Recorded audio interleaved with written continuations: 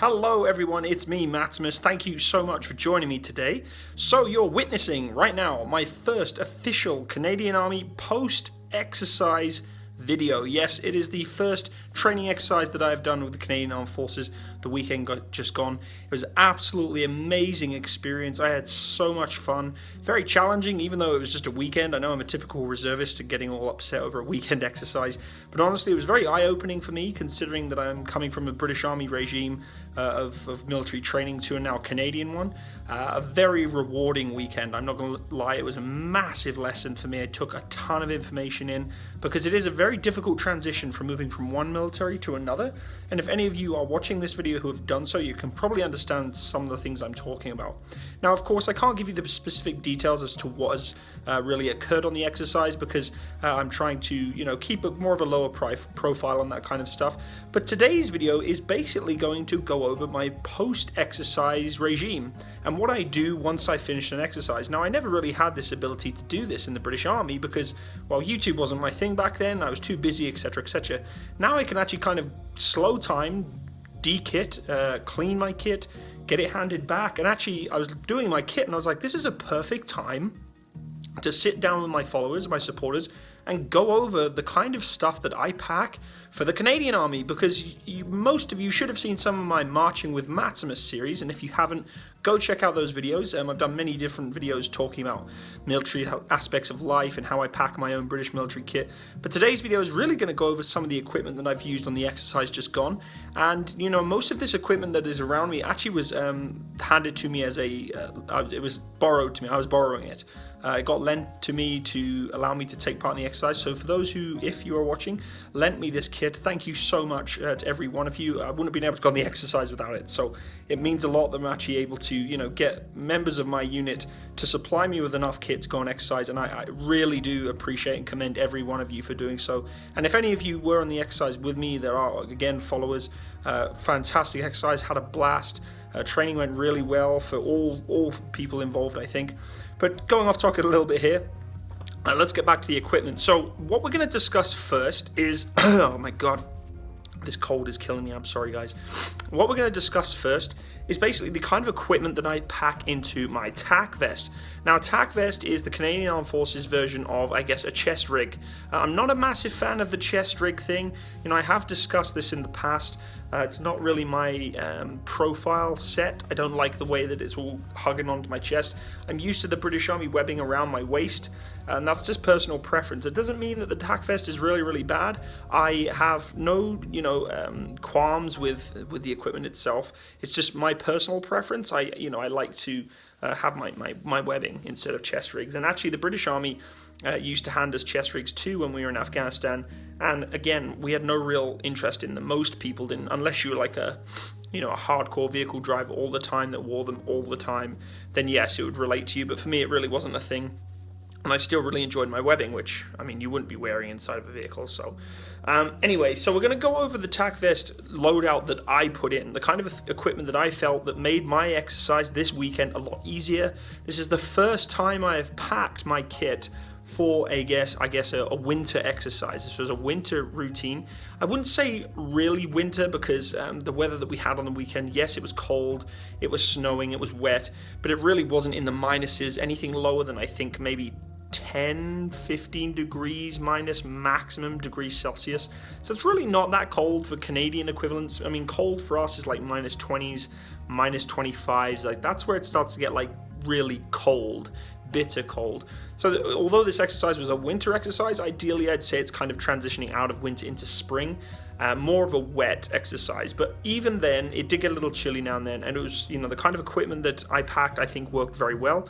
I learned a couple of things here and there, things I can improve on, and you do that every time you go on exercise, folks. You can prepare and plan and pack and pack and pack and unpack and repack and second guess yourself as to what you've packed and what you've not packed, and eventually it just comes down to pack what you think you're going to need to do, pack for what you're being told to pack, and from there hopefully you have everything to make your exercise worthwhile, comfortable, and effective. And if you don't, guess what? You're going to have to deal with that when you get to your after action report and when you finish your exercise to yourself and say next time bring that, because you'll make your life a lot easier. So hopefully me going over some of my personal equipment in this video will give some of you who are maybe already serving in the armed forces around the world or are about to or aspiring to some tips, some tricks, some ideas. Again, this is completely subjective to personal opinion, and this opinion is only to my equipment of me. It is not of any soldiers in the armed forces of any country around the world, specifically Canada. It is only an opinion towards myself. It is almost like talking about airsoft. I don't do airsoft, but I'm going to put that as a label as to what I'm talking about right now. I'm not placing this against any army routine. It is purely equipment that I feel is necessary to get you along in any form of winter exercise. If you are, training in an airsoft environment or going hiking, all these little things in a cold environment are going to help you. So let's have a look at the equipment and the kit and kind of things that I've packed, and we'll go from there. So let's get into it, I guess. Okay folks, here we go. We're going to go over my loadout of kit / equipment. Now, just to give you a little idea of what's going on with the layout here, as you can see in the foreground is my tack vest, and in line with the particular left and right hand side of the tack vest is exactly the equipment I would place in each pouch for each side in its actual own layout / setting. In the top left hand corner you can see there's a ton of equipment over there, and that stuff is actually stuff that's going to be placed on my personal belongings, say on my jacket or my pants and stuff, to allow me to not have to use anything on the tack vest. So top left hand corner is stuff that's with me, and everything else is in the tack vest, and we're going to start from the right hand side. Now of course, as I mentioned before, this is completely subjective. There is no opinion that is related to any Canadian Armed Forces doctrine or routine. It's purely as if you to do airsofting, this is the kind of equipment and things you could put into your pouches, even if you want to go hiking. So of no way, shape or form is this the opinion of the Canadian Armed Forces, purely just a relevant topic to talk about if you wanted to do airsofting or any kind of military service around the world if you had a similar kind of tack vest. So let's go over the kind of layout and what we have or options we have for pouches on this chest rig. So my own personal preference, folks, and I've had this ever since I was in the British Army, is I go on an order of priority and things you need when you're going as a soldier on your day-to-day loadouts. So of course, ammunition is the most important part of a soldier's routine and what they need to fight the battle. And ammunition being on the top right-hand side here, 2 magazines is what you're going to go for first. In my own personal preference, the second most important thing to ammunition is going to be this guy, water. Okay, water is making the soldier or the member who's doing hiking even continue what they need to do. So it's really important that you have that somewhere where you can access very easily. Now, I am right-hand dominant, so I'm always going to put my water bottle on the right-hand side of my kit. And if you've watched videos of mine before, my British Army webbing is the exact same setup. So when I put my water bottle in here, there's 2 ways I go about doing this. And I noticed on the exercise that I went on recently, this weekend, that a lot of the soldiers had mounted this pouch to this way, facing the pouch, as to install the water bottle that way. And I understand their reasoning behind it because it's quite easy to, kind of pull from the side and slip out quickly. I personally didn't like that method, just for the fact I felt risk with this clip actually breaking at some point or not securing correctly and the Velcro not allowing the water bottle to stay in place. If you're going on a section attack or running a lot, bouncing around, that water bottle does have a very minor risk of slipping out of that pouch. Very minor, but I didn't want to take that risk, especially with something like water. Now the pouch does have a side pouch on the side here too attached to it, which is really handy, and I'll talk to you a little bit about what we're putting in there next. It also has a drainage valve at the bottom here, which is nice to get rid of all that excess water or snow that you may get in there. And that's basically all you have to it, folks. We do have a aluminum tin or aluminium tin cup here to allow us to cook brews and all that good stuff. Of course, if you're British like me, you're going to love your brews. I don't actually like brews and coffees and stuff and tea. Everybody gives me a hard time about it and says I'm not actually British for that fact. And I'll agree with them there. That's, it's a kind of a British staple. But I don't. But that's where that's going to go. So if you want to have a brew or anything like that, it goes in there. And we do have our water bottle. Yes, that's not my name. It's an old water bottle. So don't go looking up Matsimus Murphy because that's not my name. But this is the water bottle with its respirator attachment for the plug in there too. And we're going to stick that in there. And there she is. Now, it is a bit of a snug fit for the most part, folks. It's not the greatest fit, but it does work and comfortably locks in place like so. There's our water bottle pouch. Next items that I'm going to place in here is going to be my Gerber or multi-tool. Something that is extremely important for any soldier is to have a Gerber or multi-tool. Now this is a cheap, nasty one. I need to get a better one, but something you should always have for sure to do your day-to-day tasks, whether it be cutting rope, turning nuts, whatever it may be, or improvise and adapt. These tools are fantastic for it. Now, I had one in Afghanistan that I still have to this day that I use for day-to-day, and I've misplaced that thing so many times. And you can see I've attached a string to this Gerber, because what happens is at night, you're going to do something, you put it down on the side, and especially one that's as dark as this, you're going to lose it, I promise you folks. So what I eventually learned through my years in the army, especially being a mechanic, is if you have something that's important like this, like a multi-tool that has multi-uses, you're going to be using it all the time, and therefore there's a high risk you're going to leave it somewhere, drop it, whatever it may be. So what I do is I attach about a 5-foot long string to this thing, so that if I want to use it, I can use it still at long distance. I can even hand it to someone else for the most part so they can use it for something, but it'll always come back to me. I won't drop it and lose it. It'll just stay on my string and keep it with me. Now what I did do on this pouch, it does have another drainage valve. I just attached the string with a loop at the bottom there to allow me that if I was to try and lose it, eventually I'm going to get stuck. It's going to pull there and I'll find it eventually. Something to maybe think about for those of you who do have multi-tools, putting it in your belt pocket. A lot of people have belts that allow them to have a pocket on there. Something to think about for you too. You don't want to lose a Gerber. Gerbers aren't cheap, multi-tools aren't cheap. So just something to think about if you want to keep track of things, especially when you're tired after a long exercise or a long contact and you need to use this thing, you're not going to lose it. Next thing I'm going to place in there, which is really important to me and many of you know, is Camouflage Cream or Face Cam. Face Cam is something that you're going to have to get used to if you're joining the Armed Forces, and of course the Canadian Armed Forces is no different. So you do have sticks that you can buy. I actually found this one online. This is a 3-tone cam pad, really nice to have. You just rub your 3 fingers over it, has a mirror inside of it, and off you go. I'll place that in there. And camouflage is important, again dominant to my right side, allowing me to continue the fighting requirement in the battlefield, like so. Whether it be real or fake in terms of airsofting. Another really important item, first field dressing, of course, really handy if you're injured or someone else is hurt. Stick that in the front. Now, if you're on an operational deployment, normally what you tend to do is place these on the front so that someone else can place it on you without having to rummage through your kit and find it. But we're not in an operational environment. We don't have to worry about that. We're just going to stick her into the bottom of this half-size pouch. It's about half the size of the water bottle pouch on this side, folks. Not too much bigger, but it's perfect to hold the first field dressing in. Just going to try and stuff it in there. So it's really hard to do one-handed, but we're going to try. There we go. And it does have a drawstring bag on the top there to keep it in place. Next thing, folks, is our working gloves. These are CAD Part working gloves.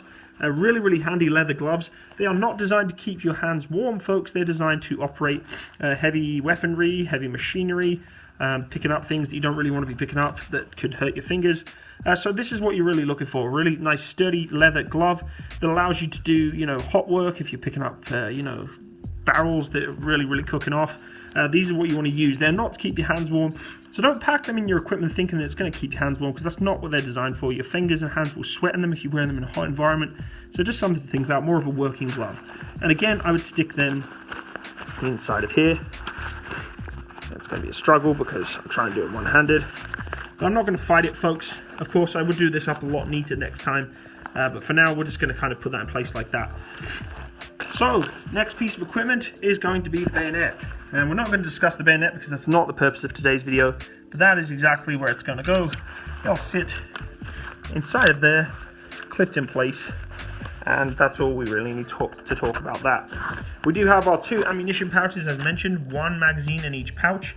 On the side there is a little slip pouch here, and I put my pacing beads in there. If you know what pacing beads are, they're measuring the distance on which you are marching, and you can count how far you've gone with the number of beads you slide up or down. Really, really handy to have, and again, it's absolutely perfect to just slot into there. And when you need to use it, you're going to tie it off to your jacket button or something like that with the string, so you don't lose it.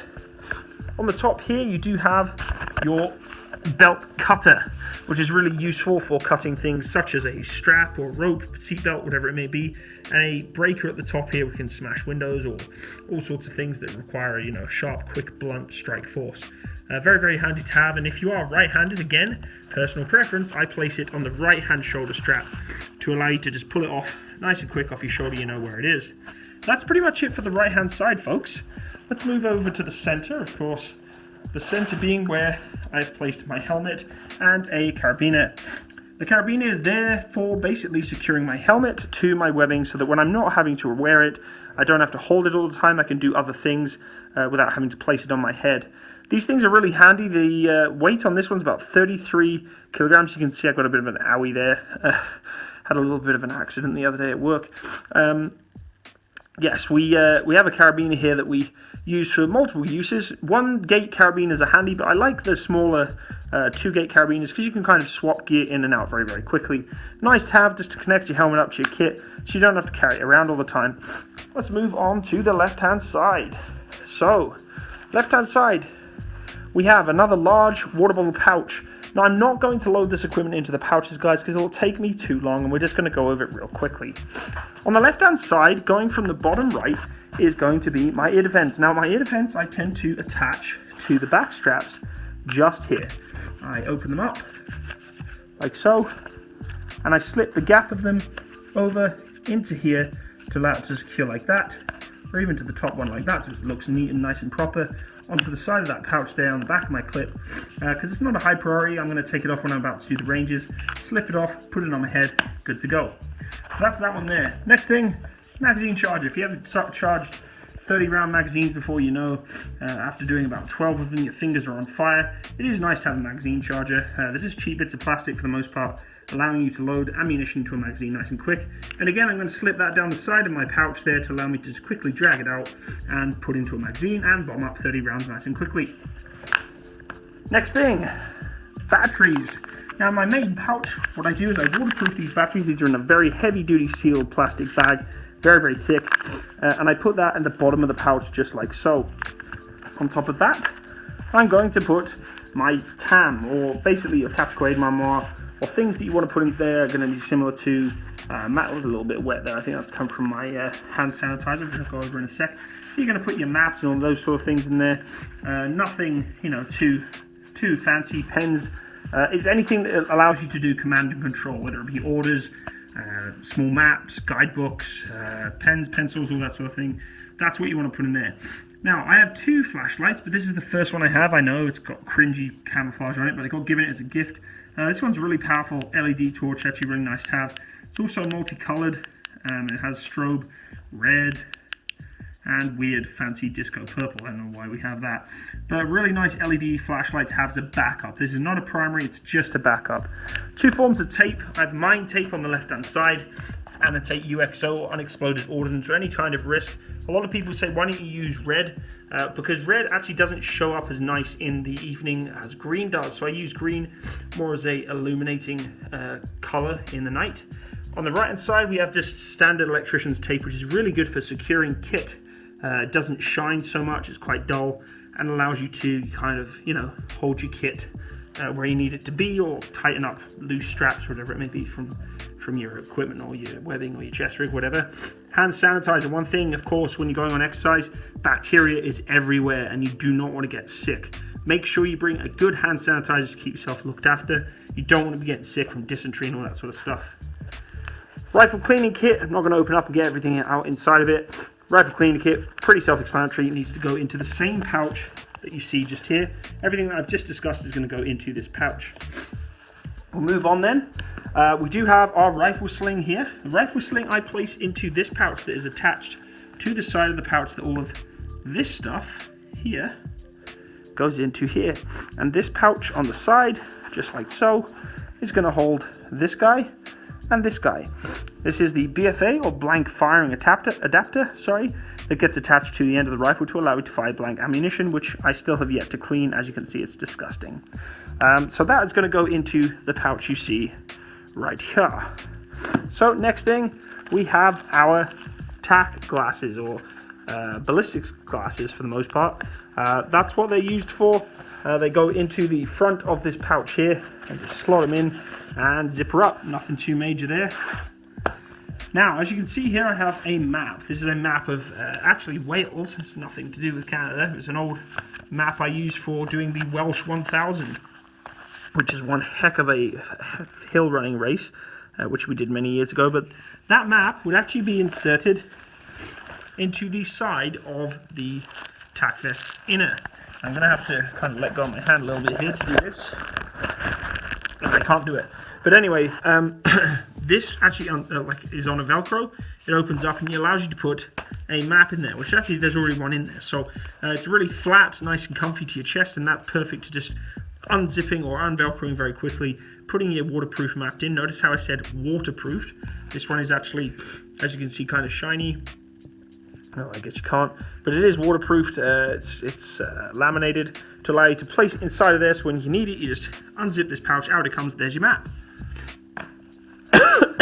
Sorry guys, still got my horrible cough. 2 more ammunition pouches on the front here, along with this little pouch here. Very, very important pouch, this one. This one's actually going to hold my head torch. This is what I call my primary use of light. Using a flashlight by hand is very difficult because you have other things you need to do, whether it be hold your rifle, take orders, make pens, whatever it may be, and write things down. So a head torch or a head flashlight is extremely important to have when going on exercises or any kind of hiking or even things like that. So this pouch is really handy, and I find it just fits absolutely perfectly in there. Of course, all these pouches have their own particular preferences to what they should be in the field in a military environment, but for me it worked just perfectly, being a flashlight holder, I guess. And that is it really, folks, from the tack vest side of things. We've pretty much gone over everything you see here for the tack vest. We're now going to move over to the things that I would have in my own personal belongings, i.e. in my jacket or pants. Now these gloves are waterproof gloves, very, very good gloves. As you can see, they've seen some serious action this weekend, but absolutely great bits of kit. They cost me about $40, but the waterproof effectiveness of these gloves never failed me once during the weekend. And trust me when I say this, having a really good set of thin waterproof gloves that still keep your hands warm is the way to go. And these are really warm gloves, but at the same instance, don't overheat your hands.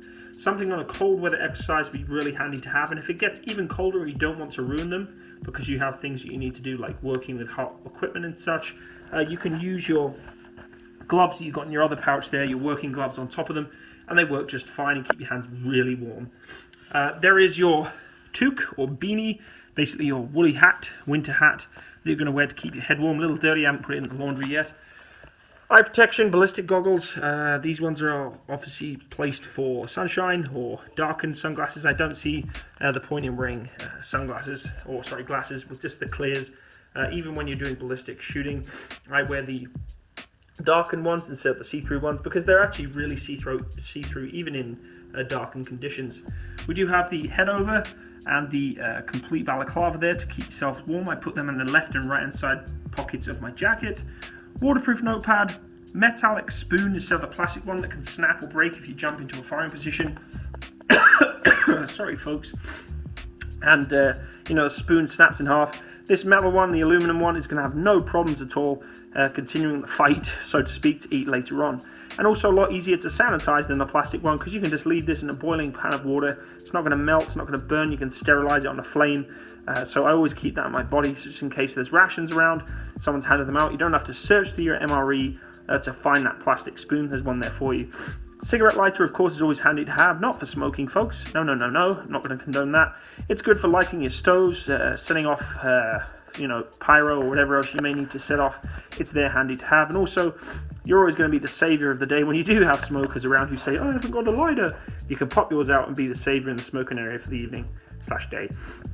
2 pens, blue, and 1 Sharpie pen. A lot of people say, why didn't you bring a pencil? Because at the end of the day, if I've gone through 3 pens, something has gone very, very wrong. Waterproof notepad right here, folks. Waterproof is very, very handy to have. Finally, toilet roll or handkerchiefs. Basically to blow your nose or to wipe your backside. Yes, guys, I'm not going to lie to you here. This is one of the most important things to have in your kit. Don't be the person that walks all the way out to the porta potty in the middle of nowhere on a training area and find there is no toilet roll there. Have a packet with you at all times. It's one thing I learned very, very well in the British Army back in the day. So that's it, folks. That is my equipment that I would use and load on a exercise. So let's do a bit of a closing statement and go from there. So there we have it, everyone. I've gone over my kit very, very roughly. Nothing too fancy or particular there that you've probably not seen before, and for those of you who've never seen any of that kind of setup before, then hopefully you learned a little bit from it. If you think that my layout doesn't work or it's not smart, totally accepting of opinions and concerns, criticisms of my equipment and the loadout. Everybody has their own way of doing things. For my weekend, this worked so good. I had no problems. I was really happy the way I placed things, the priority of equipment that I'd put in there, the kind of things I needed and didn't need. I don't think I took too much extra or anything extra that I didn't actually need, and I didn't have anything on my webbing that I wasn't missing anything that I needed from my equipment, so that was really nice to have. I think I'd done very well on packing for this weekend, prepared very well. Remember, when you're going away on any kind of expedition, training routine, or even operation or deployment, you want to make sure that you're preparing for that environment that you're going into. So plan, pack, and prepare. Prior preparation prevents poor performance, folks. So please look after your equipment, look after yourselves, and plan ahead as to the environment and the conditions and the exceptions that you're going to be doing out on the ground. Being that this was a winter exercise, I learned a lot about priorities of kit and where it should be. Nothing really changed though much from the British Army routine that it did to the Canadian. I think it all tied over very well. So, but overall, folks. A fantastic first training exercise with the Canadian Army. Very, very much looking forward to continuing my training routine with the Armed Forces here. Once again, any opinions in this video are not related in any way, shape or form to the Canadian Armed Forces. Purely an opinion to myself as something that I would pack equipment to, say, go on a hike or airsofting, and again, trying to keep a low profile on talking about the kind of training that I did or where I went, but all I can say is I had an absolute blast, and I really appreciate the training routine and regime that I'm now a part of in that kind of environment, because it was just a blast, a lot of fun, very challenging and demanding, even for just a couple of days, and a totally different mindset to what I'm used to, being in a cold, wintry condition, that it is in the hot or wet conditions that we train in with the British Army. So I hope you enjoyed today's folks. I hope you enjoyed today's video, folks. If you did enjoy it, please leave me a like, and I would really appreciate it if you could go check out my Patreon page. It is in the link box below, and I hope you all have a wonderful day. All the best. Bye-bye.